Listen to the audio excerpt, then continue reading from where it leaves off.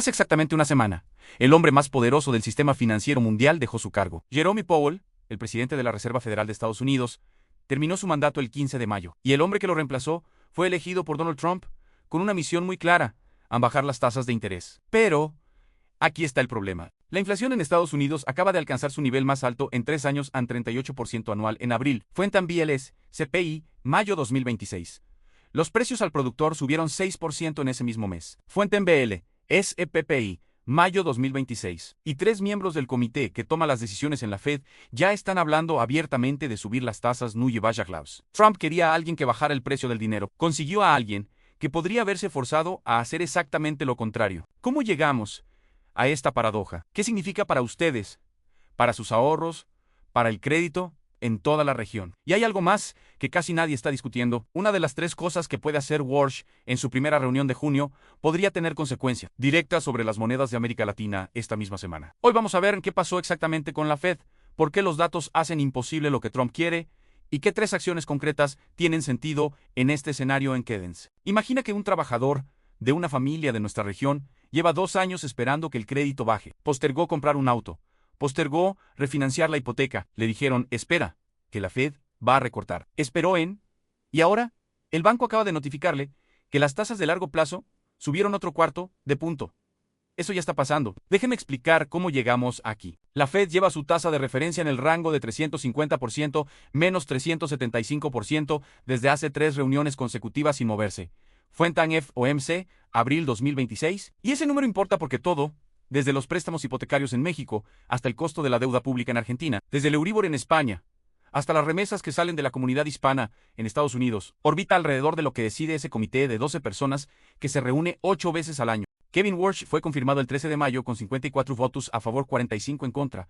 Fuente en Senado, Estados Unidos, mayo 2026. Fue la votación más partidaria en la historia moderna de la Fed. Solo un demócrata cruzó el pasillo. Warsh tiene 56 años. Fue el gobernador más joven de la Fed en 2006, con 35 años. Estuvo en la sala cuando Ben Bernanke tomó las decisiones de emergencia en 2008, conoce el sistema desde adentro. El problema no es quién es Warsh. El problema es cuándo llega y con qué datos. La inflación al consumidor llegó a 38% en abril. Fuente en BLS, CPI, mayo 2026. Eso es casi el doble del objetivo de 2% de la Fed. A los precios de la energía, impulsados por la guerra en Irán y el bloqueo del estrecho de Hormuz, siguen empujando hacia arriba. El Banco Mundial proyecta que la inflación en economías emergentes llegará al 51% en 2026, un punto entero por encima de lo esperado antes del conflicto. Fuente en World Bank Commodity Markets Outlook, abril 2026. En ese contexto, el 97% de los instrumentos de mercado que rastrean las expectativas de la Fed no esperan un solo recorte de tasas en lo que queda de 2026. Fuente CME, FedWatch, mayo 2026. Y aquí está el detalle que voy a explicar en un momento y que cambia todo. La inflación no es el único obstáculo de Warsh.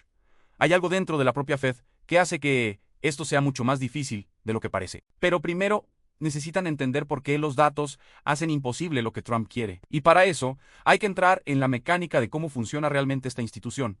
Porque la mayoría de la gente la entiende al revés. Para Anjay, hay algo que les quiero pedir que imaginen. Imaginen que les dan el trabajo más importante de la economía global. Les prometen que pueden hacer lo que consideren correcto. Pero cuando llegan al primer día, descubren que su predecesor, el hombre al que reemplazaron, todavía tiene voto en las mismas reuniones donde toman decisiones. Eso es exactamente lo que le pasa a Warsh. Jerome Powell, no Safeway. Sigue en la Fed como gobernador, con mandato hasta 2028 en fuente en CBS News, mayo 2026. La última vez que un presidente de la Fed permaneció en el organismo después de dejar el cargo fue hace casi 80 años. Es una situación sin precedente en el sistema moderno. ¿Por qué importa? Porque el Comité Federal de Mercado Abierto, el FOMC, no decide por jerarquía, decide por votos. El presidente tiene uno de 12 votos. Y Powell, como gobernador veterano, con más de una década en la institución y una reputación construida durante 3 crisis COVID, inflación post, pandemia, guerra de Irán, tendrá un peso enorme en cualquier debate interno. Esto no es especulación. Lou Crandall, economista jefe de Raytheon y CAP,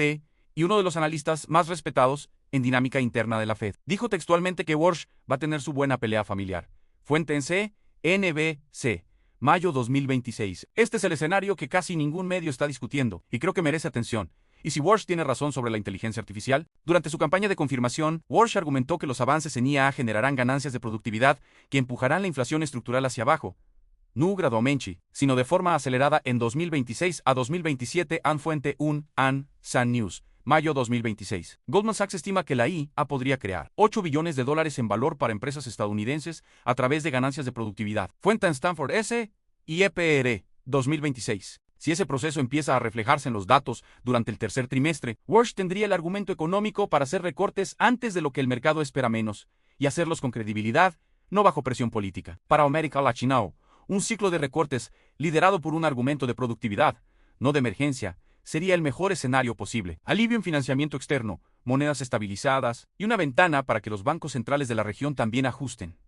Este escenario no es el más probable, pero tampoco es imposible. Merece seguimiento. La verdad es que nadie, ni la Fed, ni los analistas, ni yo, sabe cómo va a terminar esto. La variable que ningún modelo puede capturar completamente es la duración exacta del conflicto en Oriente.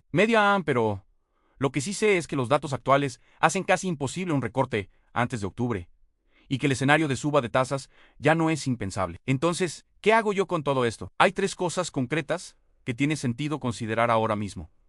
Y una de ellas la puedes hacer hoy. Rehook, put, 8-9, vamos a las soluciones. Pero aquí viene el dato que me parece más revelador de toda esta situación. En la reunión del 29 de abril, el FOM se votó 8-4 para mantener tasas. 4 disidentes en una sola reunión. Es el mayo era nivel de desacuerdo dentro del comité. Desde 1992, amfuentayambito.com, mayo 2026, hace 3 décadas. Y 2 de esos 4 disidentes querían tasas más altas, no más bajas. Eso significa que la inflación energética por la guerra en Irán está traspasando al núcleo de precios. Eso significa que el argumento de que el shock es transitorio se está volviendo indefendible. Walsh hereda un comité donde la mayoría técnica está inclinada a mantener o subir, no a bajar. Y eso se traduce en que si Walsh intenta forzar un recorte en su primera reunión del 16-17 de junio, probablemente pierda la votación, y perder esa votación en el primer mes mandaría una señal devastadora a los mercados globales sobre su capacidad de liderazgo. Los analistas de Edward Jones lo dijeron sin rodeos. Los datos de inflación presentan un escenario difícil para el entrante. Presidente de la Fed, creemos que el aumento de la inflación dejará a la Fed firmemente al margen en sus primeras reuniones, y potencialmente durante el resto de 2026, fuentan Edward Jones, James McCann, mayo 2026. Aquí quiero dar mi opinión, y puede que no sea la que esperan. Creo que Walsh tiene más incentivos para actuar como halcón en su primera reunión de lo que nadie está calculando. ¿Por qué? Porque si baja tasas con una inflación de 38% y precios al productor al 6%, el mercado lo va a percibir como el cheatery de Trump. Esa percepción lo destruye políticamente dentro de la Fed para los próximos 4 años. En cambio, si mantiene o endurece el tono en junio, demuestra independencia, construye credibilidad institucional y, paradójicamente, se posiciona mejor para hacer recortes cuando los datos lo permitan más adelante. El análisis de corto plazo dice que Walsh no puede bajar. El análisis de largo plazo dice que Walsh no quiere bajar todavía, aunque pudiera. Si llegaste hasta aquí, ya entiendes algo que el 95% de las personas que vieron el titular no entienden.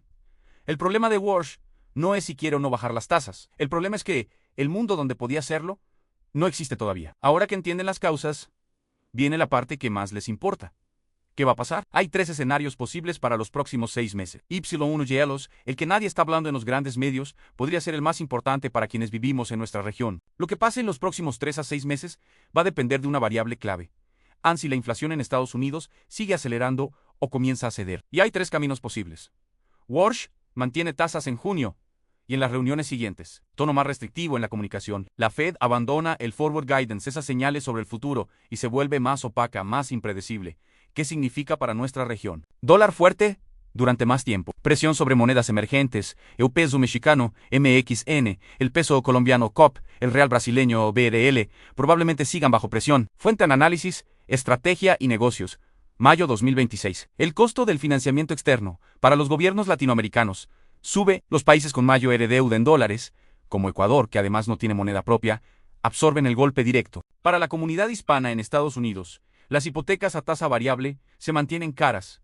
El crédito al consumo no baja. Las remesas que se envían a la familia siguen teniendo el mismo poder adquisitivo en origen. Pero los destinatarios en la región reciben pesos o soles que valen menos frente al dólar. Para España y Europa, el BCE también enfrenta presión inflacionaria por el choque energético. Una Fed restrictiva complica la capacidad del BCE de bajar tasas sin generar salida de capitales hacia activos en dólares. El Euribor podría mantenerse elevado más tiempo. Según J. Ampaseo Morgan. Su escenario base es que la Fed mantenga tasas sin cambios durante todo 2026. A fuente en J. M.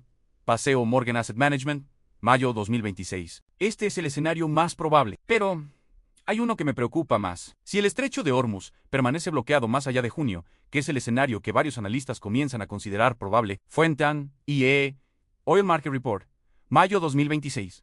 La inflación podría seguir escalando. En ese caso, el CME FedWatch ya muestra un 32% de probabilidad de una suba de tasas para diciembre. Fuente en CME FedWatch, mayo 2026. Una subida de tasas en este contexto sería el peor escenario para los mercados emergentes desde 2018. Chile, Perú, Centroamérica y el Caribe, los importadores netos de energía, ya están absorbiendo el golpe de los precios del petróleo. Sumarle un endurecimiento monetario de la Fed significaría monedas bajo presión simultánea, tasas locales que no pueden bajar aunque la economía lo necesite, y costos de deuda pública que suben en momentos de ingresos fiscales comprimidos. En Argentina, donde Milei ya está usando los biocombustibles y el buffer de YPF para moderar el traslado del petróleo a precios internos, fuente en IRI, mayo 2026. Una Fed más restrictiva complicaría aún más el acceso a mercados de capitales que el gobierno necesita para sostener el esquema. Para España, una recesión leve en Estados Unidos combinada con precios energéticos altos en Europa podría llevar al BCE a subir tasas también, con impacto directo sobre el Euribor y las cuotas hipotecarias de millones de familias. Personal.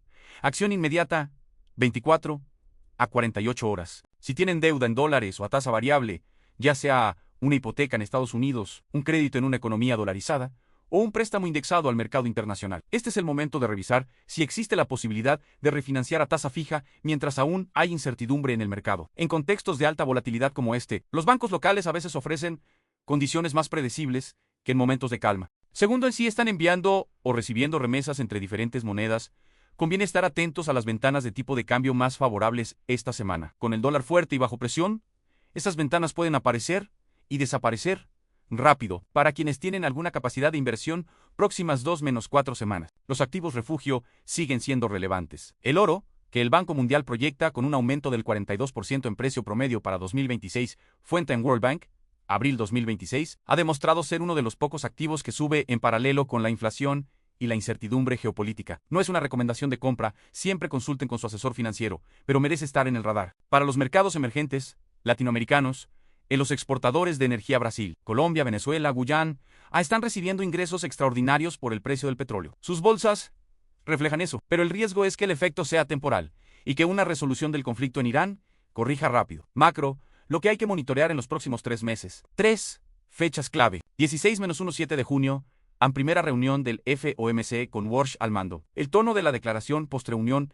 va a ser más importante que la decisión sobre tasas. Julio, en datos de inflación de junio en Estados Unidos, si bajan de 35%, cambia el escenario. Y estrecho de Hormuz cada semana que permanece bloqueado agrava la presión inflacionaria global. Un auge aperturado, incluso parcial, podría cambiar el panorama en días. Y hay algo más que me parece importante señalar, y que casi no se está discutiendo. Walsh propone reducir el forward guidance, esas señales que la Fed daba sobre el futuro de las tasas. Eso parece técnico, pero tiene una consecuencia muy concreta si la Fed se vuelve más impredecible. Los mercados van a pedir una prima de riesgo más alta para prestar dinero a economías emergentes. Eso sube el costo del financiamiento externo en toda nuestra región, independientemente de lo que haga con las tasas. Es un efecto colateral que muy poca gente está calculando todavía. Con todo esto en mente, déjenme resumirles en 3 frases lo que vimos hoy.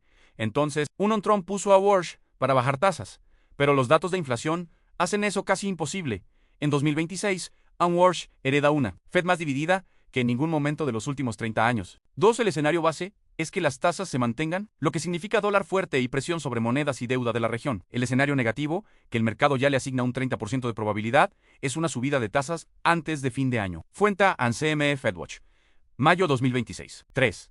La primera reunión con Walsh es el 16-17 de junio. Lo que diga cómo comunica la decisión va a importar más que la decisión misma. ¿En qué país estás viendo esto y cómo lo estás sintiendo en tu economía personal? ¿Ya cambiaste algo en tus finanzas por lo que está pasando con la Fed y el petróleo? Cuéntame en los comentarios. La semana que viene voy a publicar algo que va a cambiar la forma en que ven el otro gran sistema de tasas que afecta a nuestra región N-I, que la mayoría de la gente confunde con la Fed.